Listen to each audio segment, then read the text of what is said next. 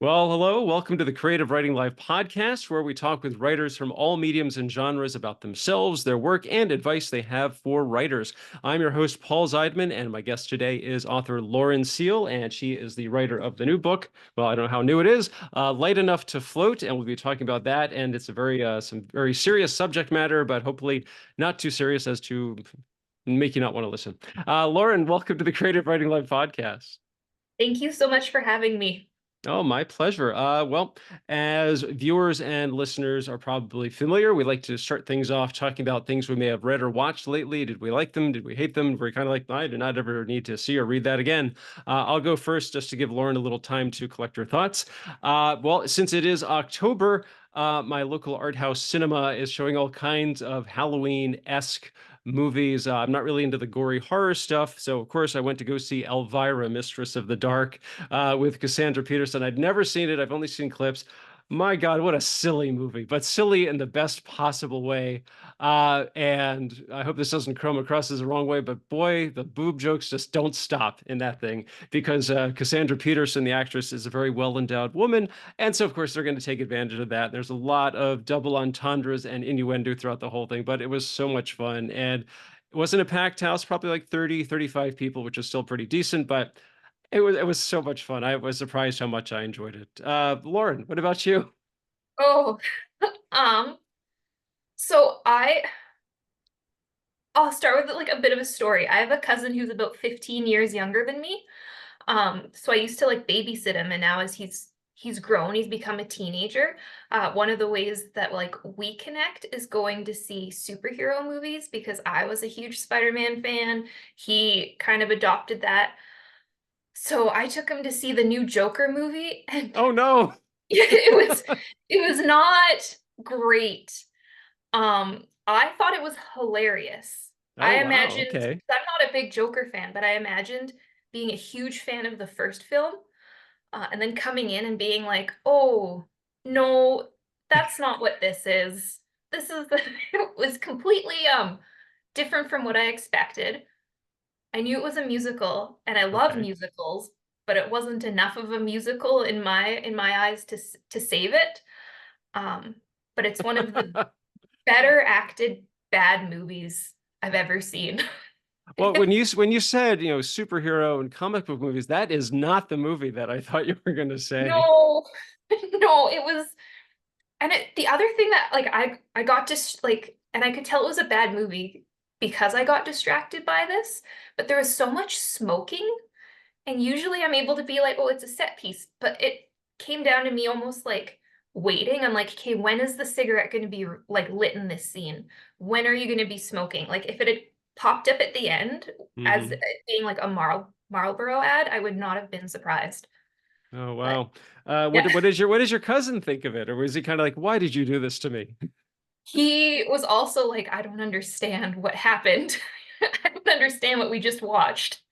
Oh So man. Okay. Well, at least you lived to tell the tale. That's the I important did. part. Yeah.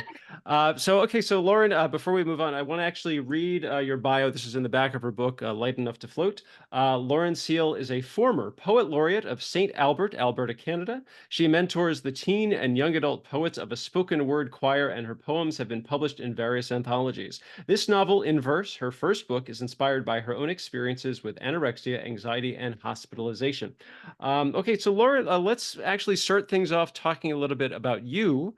How did you get your start? Were you always a writer of some sort? Now, I just want to kind of preface that by saying now the book, as it just said, it's written in verse. It's not in prose, so Yeah. it's almost like every page slash chapter is a poem, but it's telling a Mhm. story. And I was really impressed with that. We're gonna get to that in a minute. So, were you always a writer, or were you more like I was a poet? I was a young aspiring poet when I was a child. Honestly, I was always sort of like a storyteller. I loved I think my origin story would be my dad. I would steal like nice cardstock paper from his office, and I would Mhm. turn it into books, and I would draw like random stories on it. So it would be fairy tales, or I would be like, I love the Lion King. Here's the Lion King, and then I would read it out loud. But really I don't know when I found poetry. I kind of professionally got my start with poetry. Um, but I just kind of started writing a lot as a teenager. And then when I was hospitalized, I had a teacher that like very much encouraged writing. She thought that I had a talent for it, and had me basically there's a scene in the book where the teacher completely rips up the syllabus that the student brought from her original school.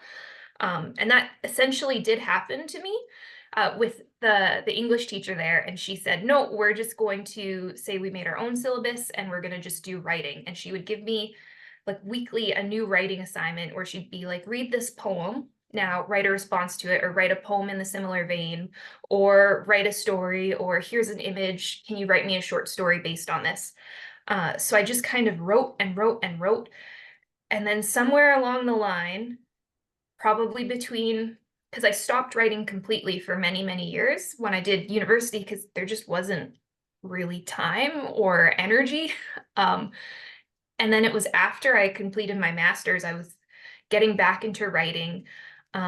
And this spoken word youth choir that I had been a part of as a teenager started meeting again. So then I was invited to come along as a mentor to the teens. And then that kind of fueled me wanting to write again. So I started writing poetry and writing poems.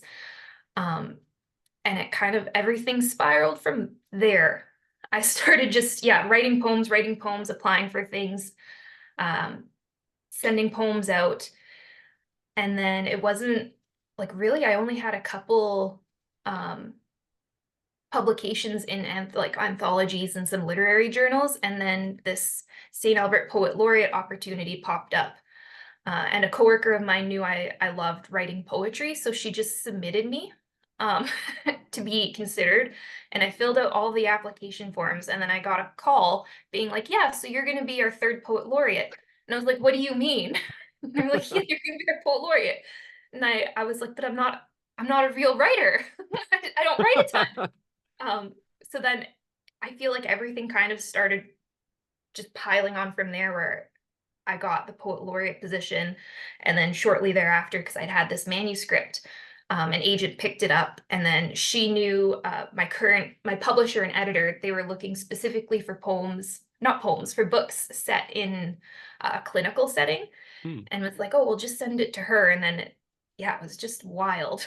Okay, so before we get onto the book, I actually have one quick question. I've never heard of a spoken word choir.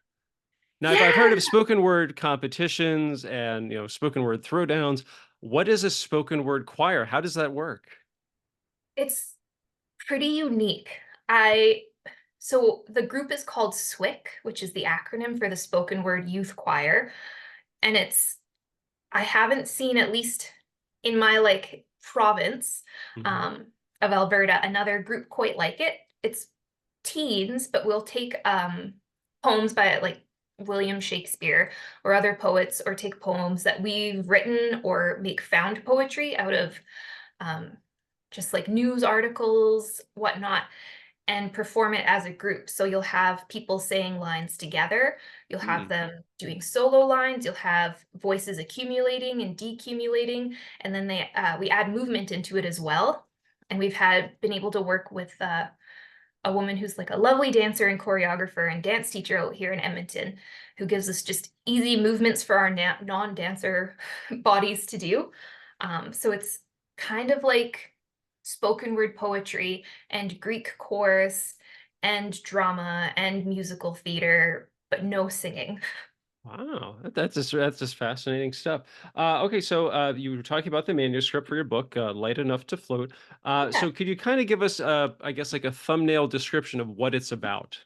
Yeah, so it's a book that follows Evie, who's a young 14-year-old girl, from the moment that she meets with a psychiatrist who diagnoses her as having anorexia, to her forced hospitalization.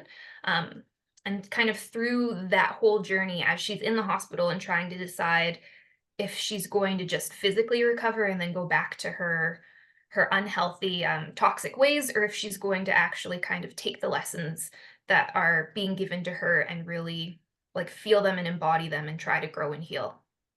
Okay, yeah, I wasn't really sure what to expect when I started it. Yeah. And also, what was the inspiration for the story? I mean, is it now? I know you talk about dealing with your own issues with those topics. So is it semi autobiographical? Is it just kind of like parts of it are you and parts of it are other people you know? It's like a real amalgamation. So Mm, initially what inspired it is I wrote a poem and I performed it about my own experience with anorexia and being hospitalized and the whole it's very clinical when you're hospitalized for these things. And I remember being a teen and being like, I just need out. I just need an escape. So I wrote this poem about how I just read voraciously. Like, I don't think I've ever read as much as I did during that time, just because emotionally and mentally I couldn't be there as I was going through this whole healing process. So I wrote that poem and then I was like, excellent. I bet I could make a book out of this. Because I was like, I've read novels in verse before. I can absolutely, and I didn't. Luckily, I was naive and I didn't realize how much work it is to write an entire novel in verse, but kind of grew from that. And I tried to write it kind of close to my experience, and it was an extremely boring book. It was just a book about a girl reading books, and I'm like, this is not interesting. So then I had to like really in my later drafts, I very much fictionalized it. So it was more an emotional truth of what I had gone through, but the character changed completely to be this Evie who I feel was a much stronger and angrier teenager than I was. mhm, Um, and then also kind of included like some things that I did experience, some things that are like over dramatized, some things that I saw when I was in the hospital, but a lot of it is just kind of me being like, here is here's a girl and she's very ill, and this is just what it would be like when you're ill and want to be sick, but are being told you can't be. mhm. Yeah, actually, I want to get back to the verse thing in just a second, but I thought it was really powerful that because the whole thing is from Evie's perspective, and it's kind of in first person, but it's also that it's not just about what is happening to her, but we're also getting a really keen insight into her perspective, like her inner dialogue or inner monologue, so to speak, like how she sees herself. That there's all these references, like she still thinks she's overweight, and just is so unhappy with her physical appearance. Now, is a Yeah. lot of that based on what was happening with you, but also that with other patients that you've encountered? Yeah, absolutely. So it's very like having an eating disorder and being someone with an eating disorder is a really strange experience because I knew it's like you get glimpses of what you look like, and there are moments where I would see myself and I'd be like, "Oh my gosh, like what's wrong with me? I don't look well." Um, but it gets so warped that even even when I'm like healthy sometimes now, what I see in a mirror isn't what's reality. Mhm. So I can see something in a mirror and know like objectively this is how I look, and subjectively like my emotions are just all over the place and it's it's like when you sometimes have like one flaw where you see it and no one else sees it, but it's like it's magnified. So I don't know if I have a zit, I can look in a mirror and that's all I see, Right. right? So your perspective is so much more intense than everybody Yeah, else's. it gets so skewed, and part of that is just because of what happens in your body when it's not being fed or when it's just going through all of this like very hard hard stuff like Right. with Right. bulimia or binge eating as well, like that can it just messes with your perspective of everything. Okay, I still want to get to the verse part, but if there because there's so many questions that this book raised, that I'm not really that familiar with, like the whole treatment process, being Yeah. hospitalized. So, are the conditions you describe, are those typical of what it's like, or was that just kind of like this is what you went through, or did you talk to a lot of other patients while you were putting the book together or putting the story together? Not I didn't talk to many. I very much kind of kept it more towards what I remembered and what I experienced, Okay. um, while also reading widely about other people's experiences. So it's very much based on the program that I went through, and I have adjusted it just because when I was hospitalized, there was an inpatient program and it was run alongside an outpatient program. Um, but and this was like many years ago before, and eating disorders are just getting more and more prevalent. So even many years ago, there were at least 100 patients between the inpatient and outpatient people that would come in. And I knew like narratively, you can't include 100 side characters. So it's Sure, like, I need sure. to, yeah, I was like, I need to really limit it, especially for verse. You've only got like 20,000 words or so. So and it's based on kind of, with my experience, Canada has universal healthcare. So I don't know what I didn't feel comfortable writing something being like, this is the States. And like, she's worried about all of this money. Um, so when I did talk to my editor about it, I was like, do you think it's okay? Like, there's universal healthcare up in Canada. Like, I don't, you patients, when they get accepted, they don't pay at all for any of this treatment. It's just like you pay for your drugs and stuff. But I'm like, Mhm. this was all free. And she's like, well, just assume there's a like good insurance, good premium. Like, I'm like, Well, okay, and I think someone reading this, they're not gonna be thinking like, "How do they pay for this?" Because it's really that's not what the focus of the book is about. yeah. But very much like, from what I've seen, a lot of hospitalization is really just trying to get you medically stable. So Mhm, it's not necessarily all about like, we're gonna completely cure you and you're not gonna worry about this again and you're never gonna have food worries. It's a lot like, this is the damage that's been done to your body. So like with my character and with me, the biggest issue was a low heart rate. So it was like, we mm, need to find a way to get all your electrolytes rebalanced, get you fed, get enough muscle that your body isn't in starvation mode, and doing things like slowing your heart rate and slowing like your brain processing and all of that, so that you are healthy enough that you can then be treated outside of a hospital. okay. One of the things I also wanted to ask you that, so the story itself that it's a month by month, scenario, that it starts with Evie being admitted in September, and then the end of the book is that she's released, I guess, like, right after New Year's. Now, I'm assuming there is no, like, average length of stay, that it just that's just how it worked out for the story. Yeah. Yeah, for the story, that's how it worked out. It really, from my experience and what I've read, it depends patient by patient how long you're Mhm, going to stay in, and what other issues are also being treated.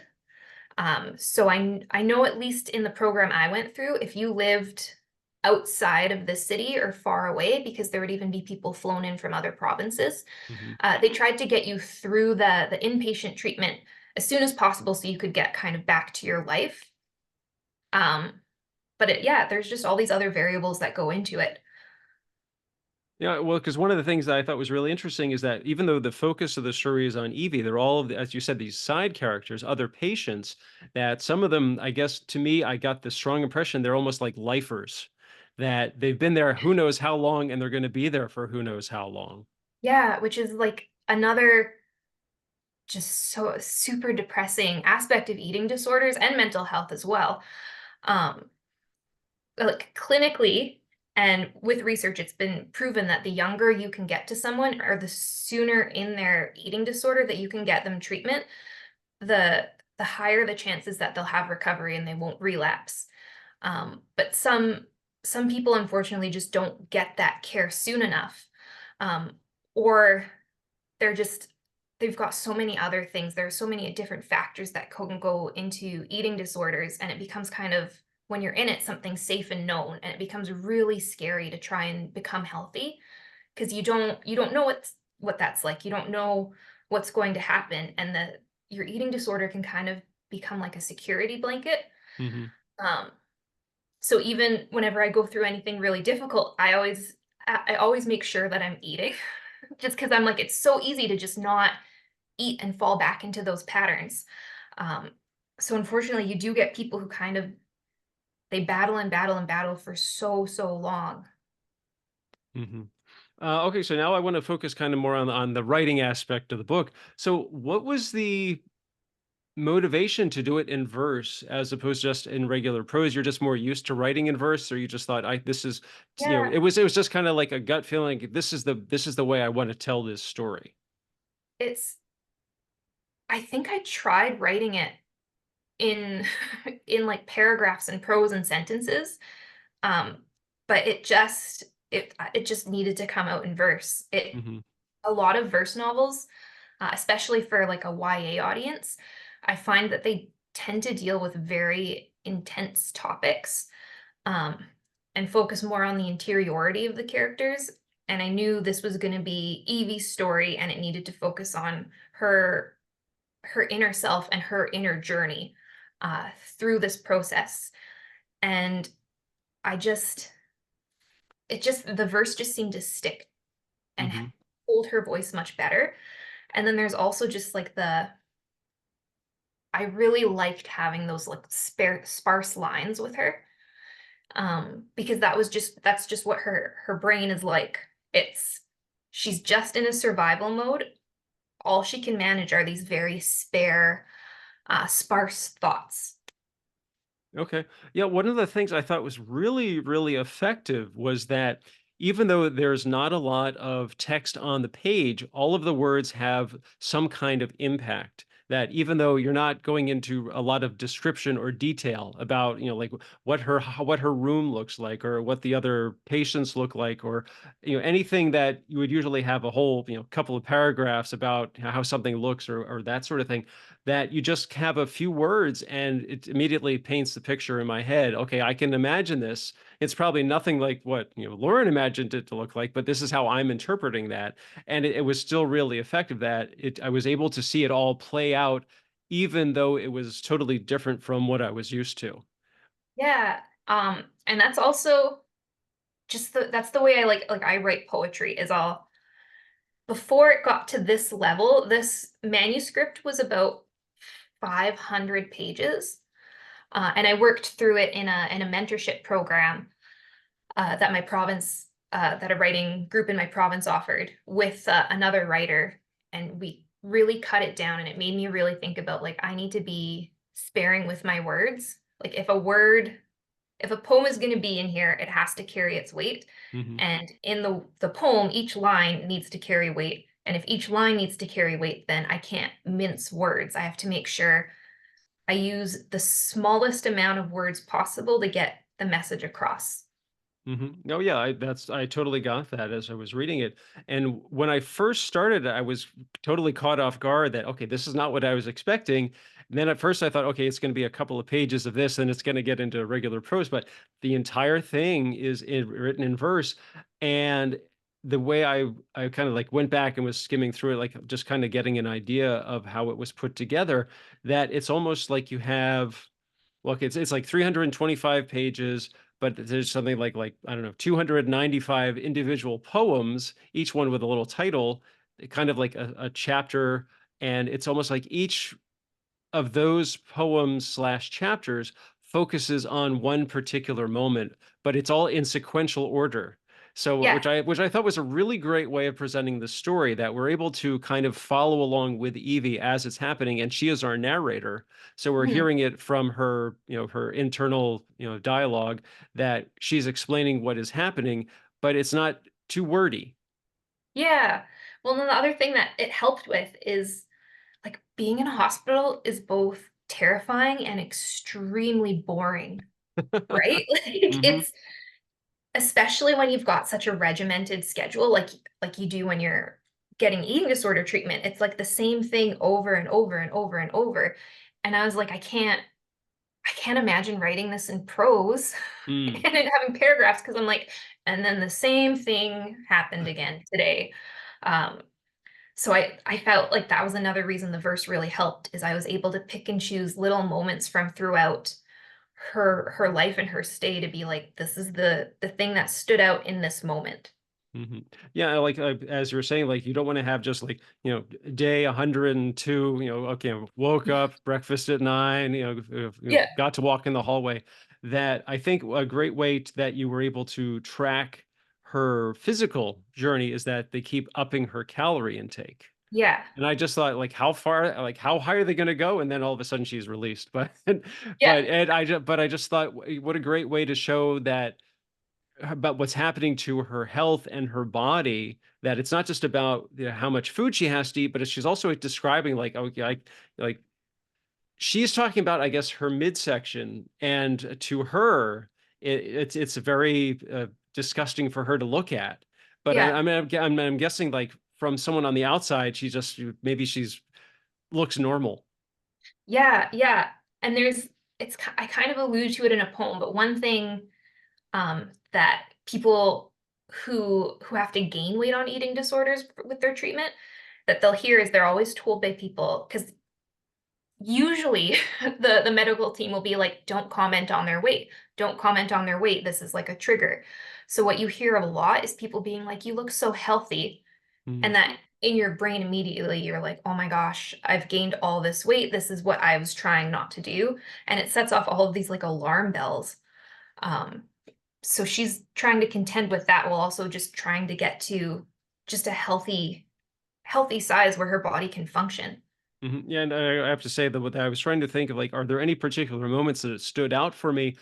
And I have to say the one is that the Nurse Ratched type of character, I think Darlene, is that her Yeah, name? yeah, Okay, that is she, oh my God, the woman she's not a monster, but she's very serious about it. yeah. I'm sure She's just ready to, Evie sees her yeah, as a monster, but I yeah, think it's the whole no outside food, and she confiscates some dog treats that she got for the dog as a Christmas yeah, treat, and Evie's like, I'm not going to eat these, and like that still counts as food. yeah, yeah. And it totally does. Like you never, yeah. I just and that's I experienced that too just when I went on as a patient. So when my family took me there, they had no idea that they weren't allowed to bring it. Like nobody told them. So they brought some juice boxes and right away the nurses were like, "No, no, no, we're taking these away. We'll store these for you, blah blah blah." And I'm like, "Well, I don't want like warm juice boxes. You can just throw them out." Right? Okay. So I have to ask, so what has the response been? I mean, so not just from the writing community, but I guess really like maybe other, patients who have gone through this kind of thing, and also from the medical profession. I haven't heard anything from the medical profession. This just came out October 8th, so I think Tuesday. Oh, okay. I was under the impression Yeah. came out a little sooner than that. Okay. Yeah, I in Canada it came out a week earlier and I was shocked. 'Cause I didn't expect it, but yeah, um I haven't heard a ton. I have heard from some individuals who are dealing with their own body image issues, Hmm. saying like this is the book I would have needed when I was a teenager, which is what I was going for. And I've heard other individuals say like they're going to take the book to their treatment team um, and show it to them. And then just kind of completely accidentally, one of my arcs made it into the hands of someone who went through the same hospital program I went through Hmm. as a teenager when they were like a little bit of an older teenager than me. And I never met them directly. Our paths never crossed, but they reached out to me just to say like, thank you for this book. This is what I needed. This has like been very helpful. It was like it was inside my own head. So I'm hoping that people continue to respond to it well. I hope teens read it and they get something from it as well. And that people are who are maybe going through like body image and eating disorders of their own, um, are just gentle with themselves while reading it, because it Hmm. can be quite triggering to read this sort of material when you are ill. And I did my best to make sure it was the least triggering as possible, but you can't avoid everything and write a novel that's true to the experience. Hmm. I would also think that it would be a really effective read for parents of teens with eating disorders, because Yeah. they want what's best for their child, but they don't know what to do. And I think reading No. this will kind of give them a lot more insight as to, here's how you can approach it, here's how you can handle it, and here's how you can talk to your child about what they're going through. Yeah. Or at the very least, get like understand this is what's going, not maybe not exactly this, but these are the kind of Hmm. thoughts that are going through their head. Like this is what you're navigating, and your child isn't always going to respond nicely to you. Um, because they're not doing well. They're really ill and they just are struggling. So understand that if they get mad, it's not necessarily about you. It's a lot about what Hmm. going through. Yeah, because I thought what was really a great touch was that even though a very large percentage of the story is set in the hospital, you have a couple of small scenes or sequences of Evie with her mom. Actually, the majority of those are with her mom, and then like a couple with her dad and some with her sister. And Yeah. it's not just it's kind of how Evie is perceiving them, but also we get a little bit of how they're what it's like for them to be with her and what they're going through and how they're trying to help her or do what they can. Yeah, and that was also important to me to put because I I know when I was younger and sick, when you're in any sort of mental illness, it gets so hard to see beyond yourself and your own experience. Mhm. So I wanted to put little glimpses of the family, not as like a way to guilt anyone and be like, look what you're putting them through. Oh my gosh, but as a thing to say, like other people are they're not going through the same thing you're going through, but they're being affected and they're maybe behaving in strange ways or ways that you dislike because of how they're being affected. And really, they just want what's best for you. Mhm. Did you find the process of putting the whole story together and writing it, was it helpful for you to, I guess, kind of like, I don't know, did you have any lingering demons as a result of your stay, or just kind of like, this is something I have to be creative and I have to get this story out, and this is the way I want to do it. Yeah. Well, before this, I tried writing so many other projects. Um, and I found I just kept coming back to the same things. And I was like, you know what? I think if I'm ever gonna write anything else, I just need to get this out of me because I was starting and starting and then not finishing any. So I was writing this, and there were like scenes that as I was writing, I was like, gosh, I feel so tired now. Like, why am I so tired? And um, like I have a lovely therapist and a good relationship with her. And she's told me sometimes that just even like journaling about things, writing them, talking about them, um, kind of is like a re-traumatization, like not the same level as what you would go through, but your brain is like, "Oh, right, I'm remembering this thing, I'm thinking about it, and I'm processing it in different ways." So it definitely brought things up, and it even as I was writing, I would remember like weird random things that happened when I was hospitalized. And I was like, oh my God, that was so strange. Like one of the things was in one of the group therapies, we were shown a video, which I've found online, about the Minnesota starvation experiment that was put on to like look at how do we start feeding and helping all of these prisoners of war like regain weight now that we're coming out of the war. And it was I remember watching it and being like at the time when I was sick and being like, this is the most triggering thing I've ever seen because they literally starve a group of men, Mhm. um, and then they like gain the weight. And I remember the nurses showing us this and being like, this is why your brains are a little weird because look at this is just like the normal what starvation will do to your brain. Like remembering that, I'm like, oh my God, like what? That happened. But a lot of scenes, it was just a lot. I would write them and I'm like, oh my gosh, like I went through this and now I'm out of it. Where it's like, oh, this is something that I really struggled with and now I don't anymore. So I visited some places, but then I was also able to like give a lot of compassion to that younger version of me, Mhm. um, who I think really needed it and didn't quite get it the right way. Sure. Yeah, I've talked to a few other writers that who had some kind of really intense trauma earlier in their lives, and that part of the reason that they wrote their work was as a kind of a therapy or kind of like a catharsis, just to not that they're totally over it, but it really helped make things a little bit better for them. Did you kind of have that with this for what happened with you? Yeah, absolutely. Like again, I wrote this however many years out from the hospitalization, and I think that that was important to get that distance. Hmm. But I was also, while I was going through the first draft and subsequent drafts, I had had a different, like not an eating disorder, but an entirely different medical episode that I was trying to heal from. Um, and I felt it was mostly the therapy poems that I would write, and would just feel this big release where it was Anna, Evie's therapist, saying, "Hey, you need to sit with your feelings. You need to like feel them and feel uncomfortable or feel angry or feel sad and all of these things that you're trying to bury if you're ever gonna let them out and move past it." So I'd write those poems and I'd be like, "Oh my gosh, I need to just sit with sit with my discomfort or sit with my sadness for a little while." And it just, I wouldn't say it was like a therapy in and of itself, but it was very a therapeutic process writing Mhm. it.